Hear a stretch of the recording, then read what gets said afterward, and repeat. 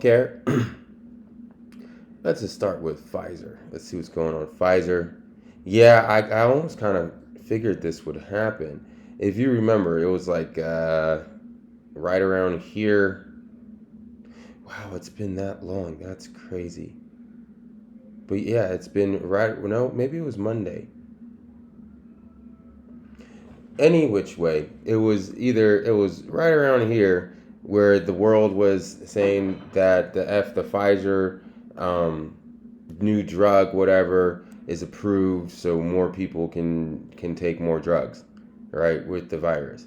Now, I'm a little surprised that it if it was this day, I'm very surprised that we popped up and we have just said goodbye to everything.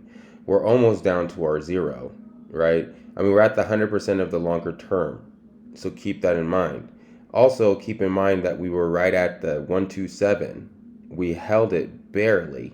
Oh no, we didn't hold it. We held it well, we didn't hold it at all. Not for a day, right? Well, we were above it, right? Above it, it might have opened above, but the very next day it's down. The very next day it's down. So it could not hold this 127, but now look exactly where we are. We're at the 100% move. Now, and we're also at the 161, well, give or take. We're almost there of this particular move, right?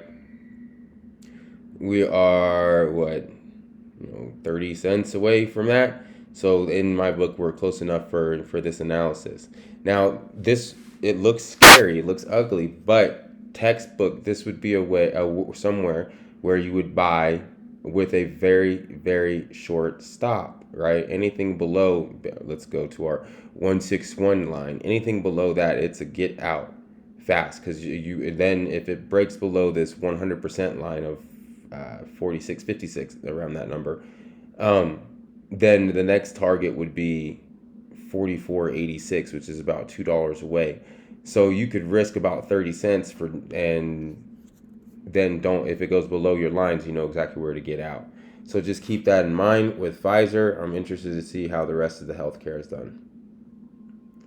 All right, AstraZeneca. Ah, I like that.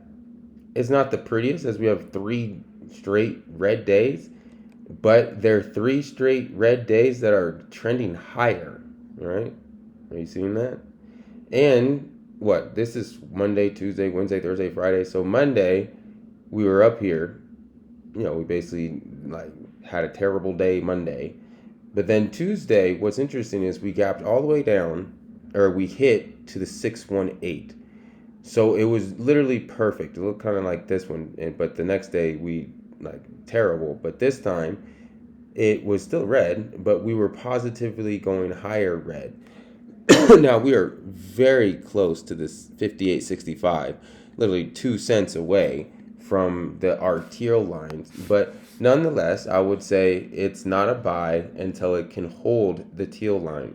Once it's above that teal line and can hold it, because as you see, the teal line we usually get rejected, right? This would be the only time, like over here, teal line rejection. The only time that we really haven't was for what, maybe 2 weeks during this little period, and then really what, 1 week over here. So above that teal line, then I look for a buy with our next target at 61.05. BMY. Wow, that looks terrible. Yeah. Look at that. Monday. Well, then this makes more sense then. Makes perfect sense. Look. Had 3 days of trying to break above. Another. We break above finally, make a high, at least a 1 year high, and then dump. It makes sense, right? Where are we dumping to? Let's draw a teal line right here. We got support. I mean, it's right on the line. So this would be a decent place for a buy, but just with the knowledge that anything really to the 66.12, be very cautious. The 66 or 65.57 would be my break point. But if I were to get in right here, then really this would be either on right or right out. uh, just for a quick bounce. But the 6612 would probably be a more, like, if you're not quite as aggressive, then look for that. But as a quick bounce, I would buy right here. But a more structured play would be down at the 6612. We got Gilead. Hold on a second, I blow my nose.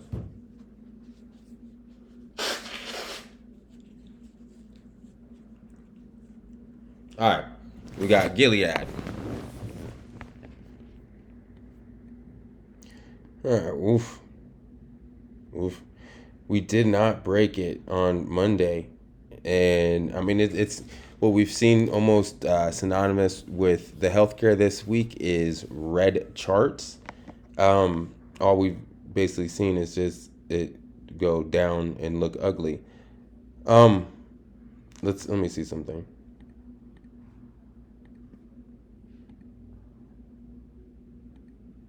Okay, that makes a lot more sense. If you see what I did, I just get a retracement back from the last kind of big pop, and we are maintaining the 618.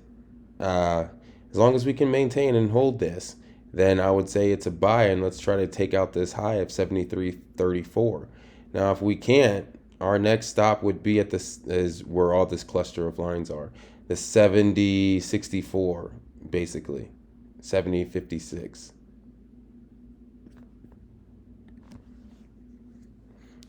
Ooh, we got Merck. Um, Again, I thought we'd be able to hold the 78.66. However, it is very clear that we are not. It's still bearish until I can see us above this 78.66. I thought we would break. Well, we did. We broke out, but then we got immediately rejected. And now we are below probably the 50% from here to here. I guess, I mean, if we were to say targets or whatever, look for a bounce at the 76 area just because that's the top, and that'd be closing this gap. Where else did we? And then we had some resistance at that area right here. And this little cluster right here. So look for it to at least have a little bit of resistance at the 76.04, give or take that area right around there. Let's draw a line just so we have future reference. All right. Sarepta Therapeutics. Now, I'm starting to enjoy you, right? This has had a lot of problems. We went up, broke back, and then came right back. As long as we hold this 78, basically this teal line, I would say this could be the turn of something terrible and nasty. But like I said, if we can hold above that line, then it could be the start of us to try to start climbing back up. Because let's not forget, this was a $181 stock not that long ago. We're talking about at the beginning of, or the end of last year. When was this? Yep. So no, we had like 3 days of this year in the 160s and then dropped all the way to 78 or to 65. So there is quite a bit of opportunity to be had right here. So just keep that in mind. ABBV.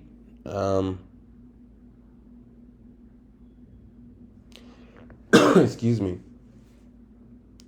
Yeah, I mean, look for the 119 hold if support level, but rather if we can find our support right there, then I don't see any reason why we're not breaking above that 121. Like it's kind of choppy the last couple of days, but we're right on schedule. Let's bring this out just a little bit. Yeah, I mean, from the bottom left to the upper right, it looks pretty good to me. I would say keep buying. Johnson & Johnson, kind of the same thing, looking like Pfizer, had a completely terrible week, but we had just broke out to basically a nice little high for the year, and then has a 7-point drop. Kind of makes sense because look, we did hit it perfectly, right? We had a few days of trying to get through.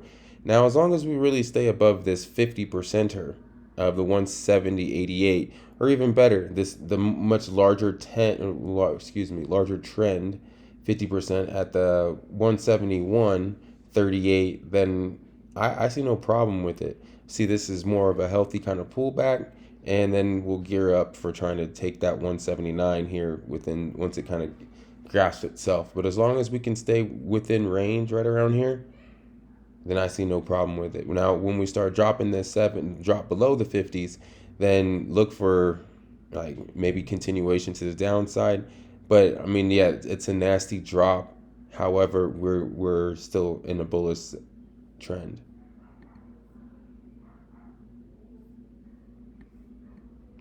Monera, you just got to be careful. It can move a lot. It can move a lot. Now, I do like this is much stronger than your Johnson & Johnson and your Pfizer, other stocks that are coming out with the cure or whatever, the vaccine. But this stock it's playing relatively well on its numbers. So we're hovering around that 127 and going kind of in between the 100 and the 127. So do I see us hitting up this 161 at the moment? I don't see that coming within the next week or so. However, there's Monera can pop and it can do some damage either way relatively fast. So just keep that in mind.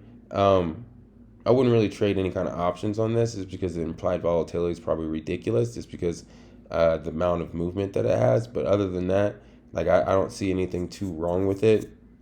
We could jiggle around here for quite some months because it did kind of went parabolic, but I don't see any problems. United Healthcare or United Health Group, excuse me. I don't see a problem with this at all. We hit a brand new high and got rejected. But as long as we can kind of stay above, let me see something.